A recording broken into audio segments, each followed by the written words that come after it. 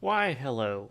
This is EvoStar, and I have been requested to review a previous tune all the way back from 2018, and this video has fairly no scripting to it, so I'm just kind of going to go step by step with whatever thoughts that might come into my head. It's important to note that the original video was uploaded back in 2018 on January, and it was like my plan to release a video each day for the whole year, but I quickly found out that my computer could not handle that.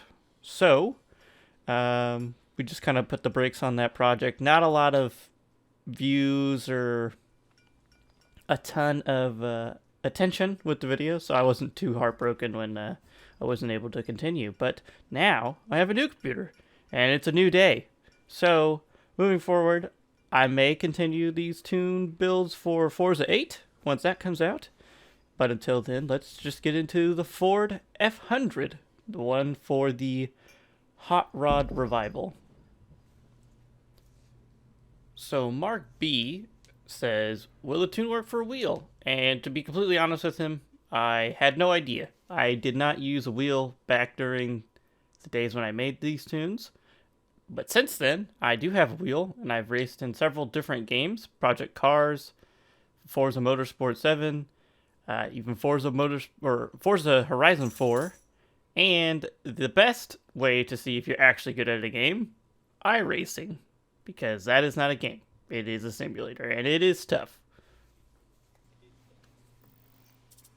So, we have the Ford F-100, 1956, rear-wheel drive monster of a truck as far as Hot Rod Revival goes.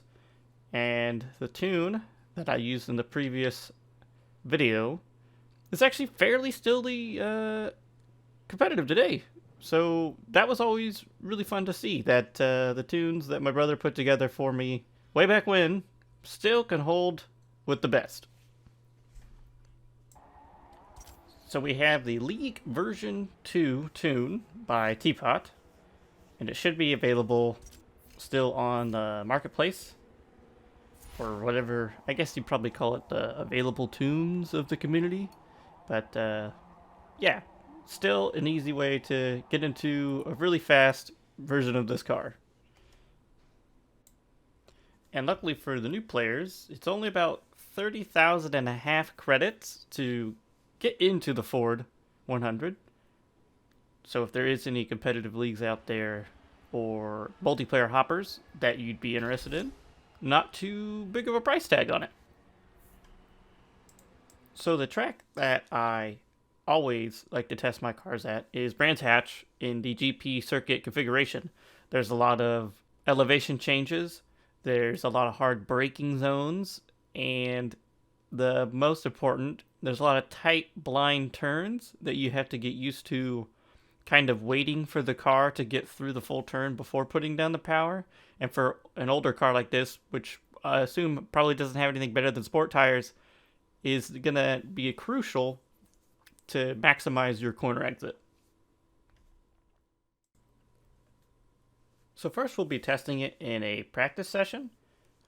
There's a few things that I like to do as far as getting used to the tune, and 5 basic laps is kind of like my starting point to see if I like the tune, if I want to make a different tune, if I'm getting this from the marketplace.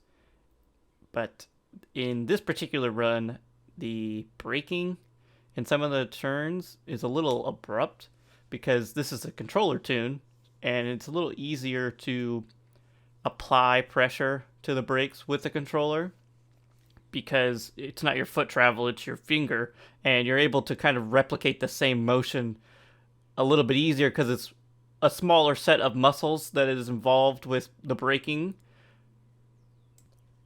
So I do apologize up front because when I do my braking with this truck, the camera kind of throws the character's vision forward a little bit more than I think even real life would probably do, unless it truly is that abrupt. But it's a little jarring, so I apologize.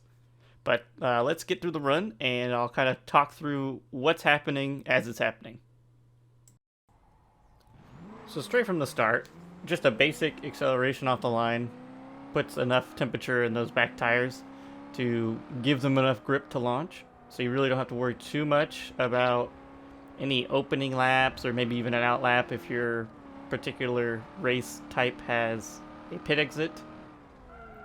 But right there you can see I locked up the brakes pretty significantly, and it mainly it's probably because of those colder tires. The colder tires in the rears, after just going down that small amount of track, put the temperatures into a poor window. Just gonna go ahead and jump to the start of this lap to see how it fares.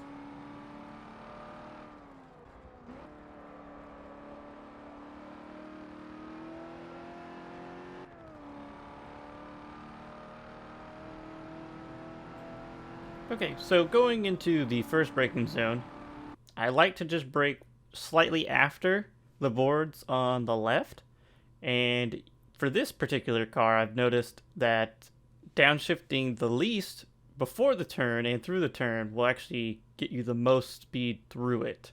Obviously because of engine braking, but it also kind of unsettles the car if you do it mid-turn, which we would like to avoid. Just after that last Audi advertisement, we're going to be putting down the brakes and looking for the apex coming down the hill. We want to track all the way out to these rumbles on the far left side. And I like to brake just before the bridge, or you could probably brake like slightly after it because of the way that the tune is made.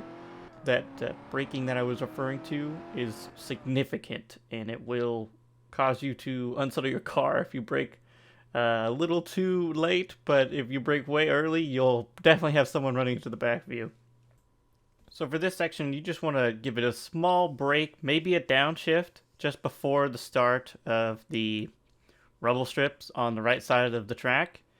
Turn in easily into the apex, and you want to stay kind of off the throttle until you're pointed more outwards towards that tarmac runoff, I believe it is.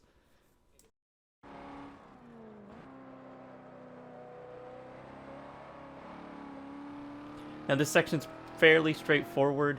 You could probably take it all in fourth, but here I found that third gear is a little bit tighter. Of course, I got on the throttle a little early there, and that's what caused me to have to save the rear. And I think it's just largely because of the type of tires that this car has. Just a little brake. The downshift really isn't necessary if your tire's into temp. I was still just kind of feeling out the truck, making sure I wasn't overdriving anything. This turn here, easily in fourth. You could do it in third if you're on the inside trying to pass a car, but other than that, it's pretty stable. This here, really no braking, just stay in fourth, and you can just lift a little bit before the entry, and then get back on the gas after you can see the edge of the turn. And that turn is fairly simple. You just brake a little bit before you see the entrance to the turn, like the exit to the turn, and then turn in on the apex.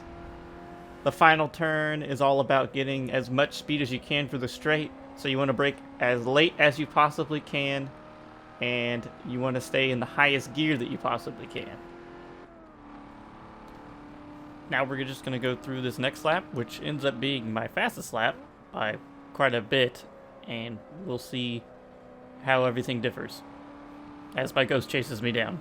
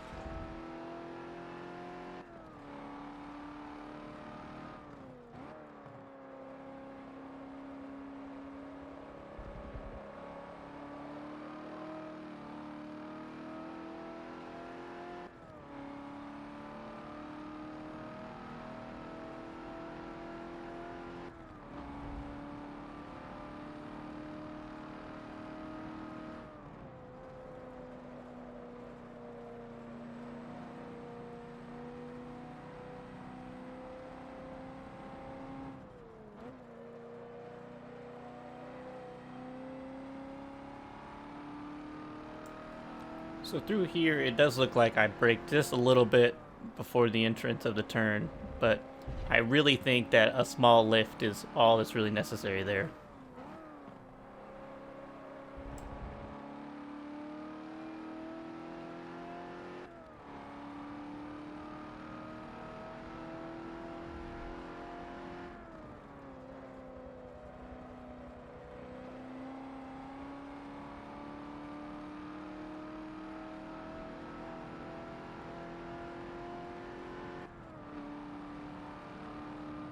So with that, I ran almost a 2-second faster lap than my previous one, and that put me as the top 25th driver on the leaderboard. So I was pretty confident that the build was competitive to a point where if you were just racing in normal multiplayer, you probably wouldn't have any issues. But to test that, I wanted to make sure I at least stand a chance against some unbeatable bots. So we're going to do that next.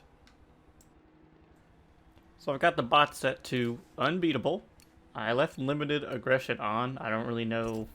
I don't remember what that does in this game. I'm assuming if you turn it off, everyone drives like they're in multiplayer. So I wanted to avoid that kind of experience. And I'm just going to be setting up the race to jump right in. I tried to find something where it could start me from the back, but I don't think that's an option. Or at least I couldn't find it. So maybe next time, if that's a thing, I'll do that.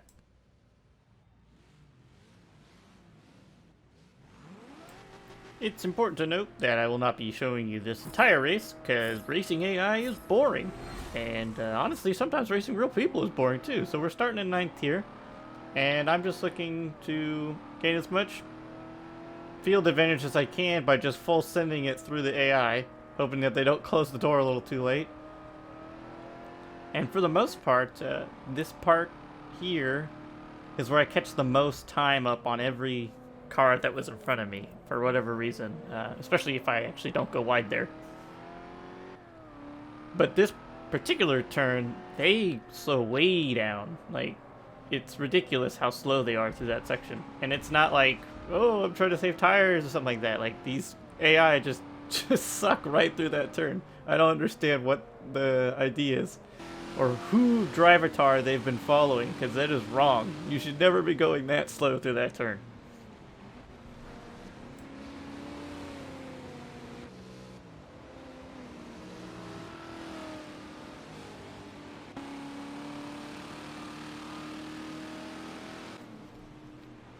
So the race gets pretty boring around this part. There's not a lot of action happening because these cars are all really close in competition. So I'm going to go ahead and jump to some of the more entertaining bits of the race. So this brings us to the final lap as I'm chasing down the leader. And I've had to bully my way past a little bit of the AI at this point. But I was trying to get him as clean as I can to show that the car is competitive. You can't just win with physical strength alone. So I'm really pushing it here.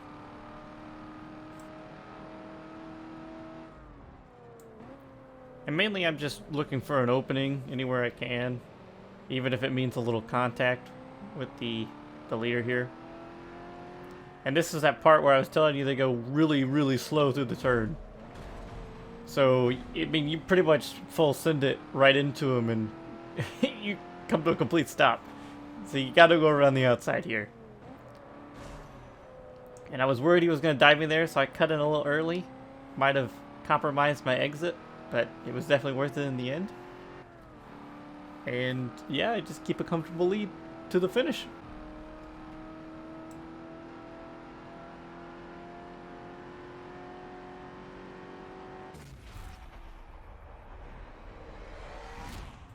So I know what you're probably thinking. That's all fine and dandy, but how does it pair up against real players? Well, in order to figure that out, I jumped into the D-Class multiplayer hopper with a car that has almost 25 power points lower than everyone who should be running in this class, and you'll get to see what happened.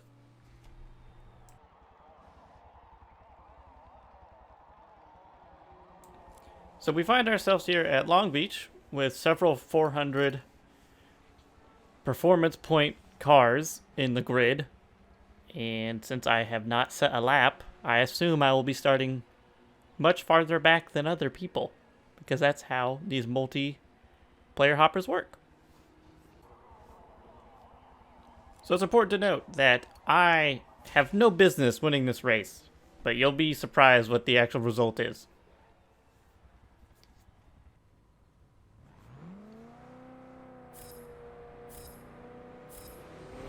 So I know I get a little wheel spin, so I wasn't really worried too much about the launch. The guy doesn't even decide to start his Alfa Romeo, and we go around the inside, trying to beat this Nismo down the straight.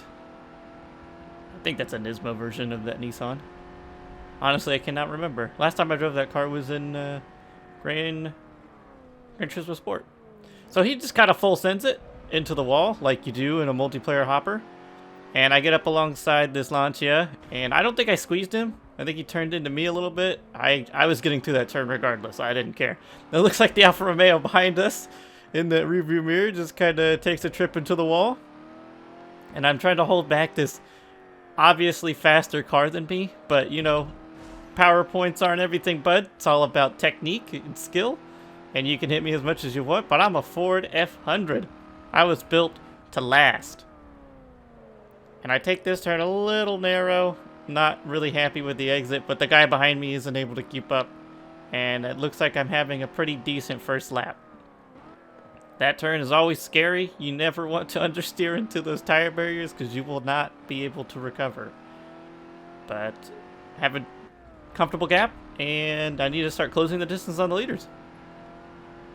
And we here find ourselves in the fountain section, and it claims yet another victim. The poor Lancia behind is just pushing a little too hard.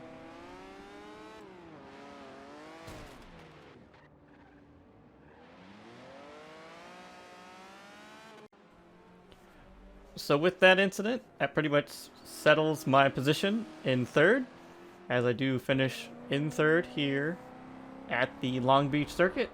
So I believe that this tune is competitive, and you can definitely compete even in multiplayer sessions with this tune. So if you haven't tried it out, go ahead and check it out. It's from Teapot. He has a couple other tunes out there for Forza 7 as well as maybe Forza Horizon 4, and I really appreciate it that you guys watched this video, and I hope that helps you out, Mark.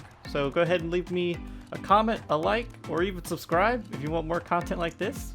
I plan on doing some more for Forza 8 in the future. Until then, I'll see you next time.